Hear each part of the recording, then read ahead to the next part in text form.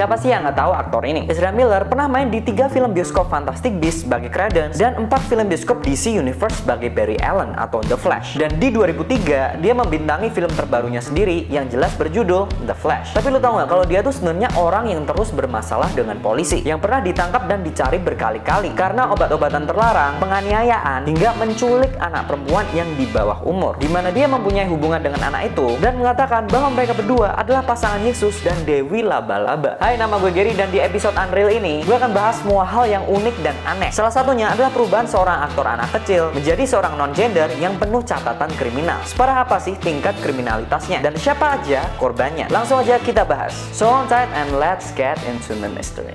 Kelainan dimulai. Sifat unik Ezra Miller bisa dibilang berawal dari pekerjaannya sewaktu remaja, yaitu seorang aktor anak kecil atau child actor. Di umur 15 tahun, dia sudah mendapat film acting pertamanya berjudul After School sebagai salah satu pemeran utamanya. Plotnya film ini dark banget, dimana dia adalah seorang anak SMP yang nggak sengaja ngerekam 2 teman ceweknya meninggal gara-gara overdosis narkoba. Dan adegannya itu agak gore. Nah, di industri film, buat film dengan plot dan adegan kayak gini, biasa sutradaranya bakal memilih aktor yang lebih tua dari umur Ezra yang saat itu 15 tahun. Tapi karena sutradaranya melihat Ezra itu berbeda dari child actor yang lain, dia tetap memilih Ezra. Berbedanya kayak gimana? Dari interview sutradaranya di New York Magazine, ditulis kalau bahwa personality Ezra itu jauh lebih tua dari umurnya. Selain pinter, dia ternyata udah ngerokok, minum alkohol, dan juga udah enggak virgin. Terlihat di beberapa adegan scene, dia kelihatan cukup natural. Dan setelah itu, film-film yang dia mainin itu kebanyakan film indie. Tapi role yang dia mainin kebanyakan adalah seseorang yang punya kelainan mental. Ezra sendiri juga pernah nyeritain pengalaman tragisnya di industri film. Katanya dia pernah dicekokin sama salah satu produser dan sutradara Hollywood yang nawarin dia untuk main film LGBT-nya mereka. Tapi biasanya tawaran kayak gini di Hollywood itu pasti ada maunya. Ezra pun menolak dan memanggil mereka berdua monster. Di sini kita bisa lihat kalau Ezra selalu berada di lingkungan yang seharusnya tidak untuk anak kecil, dan mungkin itu alasannya dia bertumbuh dan mulai melakukan tindak kriminal yang agak ekstrim kayak gini.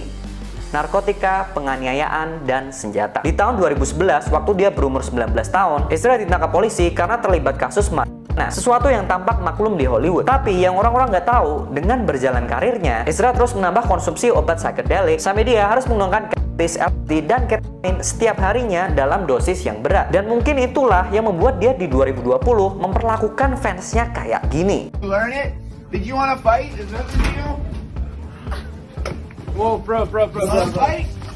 Bukan cuma itu aja, tapi dia juga pernah ditangkap karena bikin masalah di klub yang katanya dia sampai ngeludahin orang lain. Dia juga pernah terlibat beberapa kasus penganiayaan di Hawaii, dari merebut mic karaoke dari cewek yang lagi nyanyi di bar sampai melempar meja ke seorang wanita yang akhirnya luka wanita itu harus dijahit. Dan juga pernah masuk ke kamar hotel sepasang suami istri, mengancam mereka lalu mencuri paspor dan juga dompet mereka. Dan lu tahu nggak, saking seringnya, secara statistik kalau kalian waktu itu lagi di Hawaii, lebih besar kemungkinan kalian akan diserang sama Ezra Miller ketimbang diserang sama ikan hiu. Tapi inilah dampak dari penggunaan obat psychedelic berat yang membuat fungsi otak Ezra Miller sudah tidak dapat bekerja dengan baik, sehingga dia sangat kesusahan untuk mengontrol diri, emosi, bahkan ide-ide anehnya, seperti obsesinya terhadap api. Dikatakan kemana-mana dia selalu memakai rompi anti peluru dan juga setidaknya membawa 1 pistol. Terlihat juga waktu dia foto sama keluarga temennya ini, pertama dia kelihatan normal, tapi selanjutnya tahu-tahu dia pakai topeng ski dan ngeluarin pistolnya.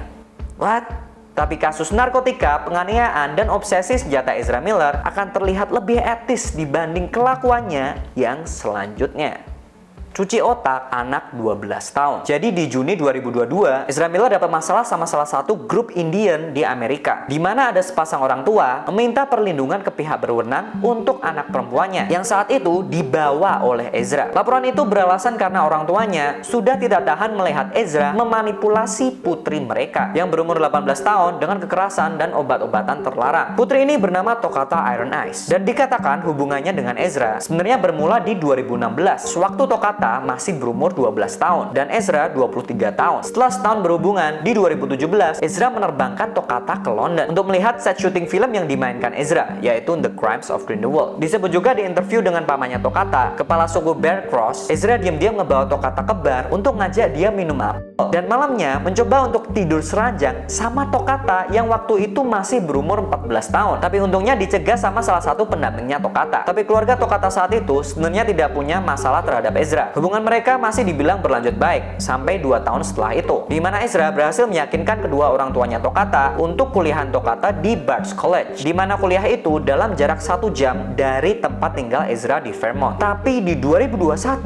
orang tuanya bilang kalau Tokata mulai diem-diem tinggal di tempat Ezra dan mengkonsumsi obat-obatan terlarang yang terbukti mempengaruhi nilai-nilainya di kuliah. Dan akhirnya di akhir tahun Tokata memutuskan untuk drop out dari kuliah tersebut. Dan setelah itu perlakuan Ezra Miller ke Tokata bisa dibilang tambah aneh, seperti tidak mengizinkan Tokata untuk mandi, memakai make up, megang HP, bahkan makan tanpa seizinnya Ezra. Hah? Kenapa nggak boleh mandi coba? Paling parahnya, di Januari 2022 ada satu kejadian di mana salah satu teman Ezra terpaksa menelpon orang tuanya Tokata untuk menjemput Tokata di rumah Ezra. Sesampainya mereka di sana, mereka menemukan keadaan putrinya yang kelihatan mentalnya rusak. Putrinya terlihat komat-kamit gak jelas, sedangkan Ezra terlihat cuma cengar-cengir aja. Di sini kondisi Tokata juga terlihat sudah memotong rambutnya, mempunyai luka-luka memar, dan seperti orang yang habis mengkonsumsi LSD dan ketamine.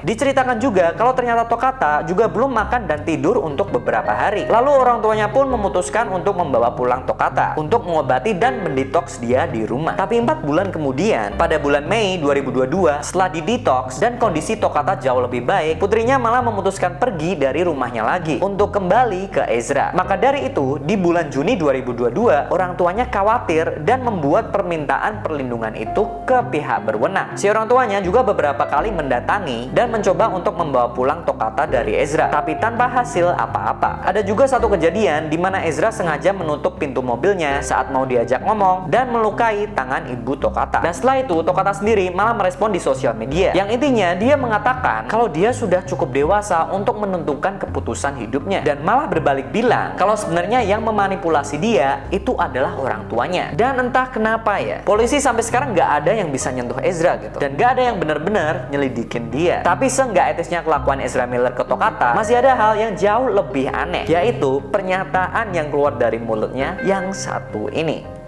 Mengaku dia Tuhan atau Mesiah. Untuk benar-benar paham tentang statement ini, kita harus bahas 3 level kegilaannya Ezra Miller. Level 1, masih wajar. Setelah bermain di film We Need to Talk About Kevin di 2011, yang dimana dia memerankan seorang psikopat, Ezra tampak terlihat di interview sudah fasih dengan konsep abstrak dan psikologi. Intinya dia bilang, benar atau salah kelakuan seseorang itu, semuanya relatif. Setelah itu, film terkenal pertamanya adalah The Perks of Being a Wallflower, di mana dia berakting dengan Emma Watson dan memerankan seorang karakter LGBT. Disinilah dia menjadi sangat nyaman dengan konsep liberalisme, feminisme, dan LGBT+.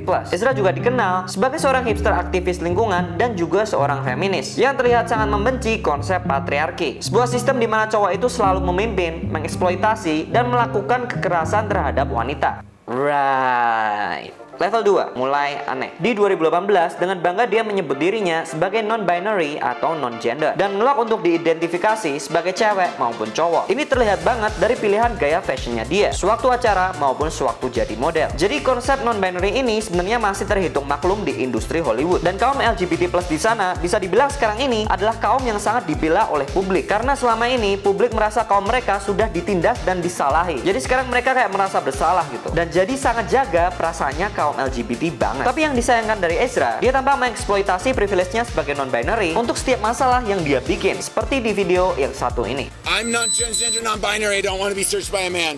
I'm transgender, non-binary, and I don't want to be searched by a man. I claim my Fourth Amendment rights. Dia juga sering banget neriakin orang lain yang lagi ada masalah sama dia dengan sebutan Nazi, homofobik, transfobik, dan label lainnya. Yang dimana kalau sekarang lu dicap sebagai panggilan-panggilan itu di US, lu emang bisa di-cancel sama publik. Mungkin Ezra ngira itu kayak spell di Fantastic Beasts gitu ya. Homophobikus. Level 3, Mesiah Kompleks. Nah, di sini gua akan bilang kalau Ezra waktu ini agak di 2020 dia disebut membuat perkumpulan atau sekte di Iceland di sebuah Airbnb yang dimana seorang saksi ngomong kalau di dalam itu isinya banyak kasur dan dimana semua orang yang join itu kayak terhipnotis sama Ezra. Gak ada yang berani ngomong waktu Ezra ngomong, dan kerjaan mereka tuh cuma dengerin Ezra dan meditasi bareng satu pemimpin spiritual lainnya. Saksi ini juga adalah cewek berusia 18 tahun yang pernah main fisik sama Ezra sewaktu di Iceland. Dia bilang bahwa Ezra terlihat sangat mengontrol perkumpulan tersebut. Bahkan saat ada sekumpulan teman yang mau ganti lagu dari sound system, berantem, Ezra langsung berubah jadi marah, neriakin mereka, dan nyuruh mereka keluar karena mengganggu sanctuary-nya. Ada juga kejadian di Hawaii, di mana ada satu polisi yang bahas tentang info anonymous dari telepon sekumpulan cewek, yang bilang kalau di alamat tertentu yang diduga sedang ditinggali Ezra, ada suatu sekte yang tujuannya ingin menghamili wanita. Dan info ini juga cocok dengan testimoni saksi cewek 18 tahun itu. Dia bilang waktu dia main sama Ezra di Iceland, Ezra entah kenapa selalu membahas tentang fungsi reproduksinya dia. Ezra juga tampak ngeliatin, meluk, taruh kepalanya, bahkan ngajakin ngomong rahimnya cewek 18 tahun ini. Gue akan bilang lagi, what?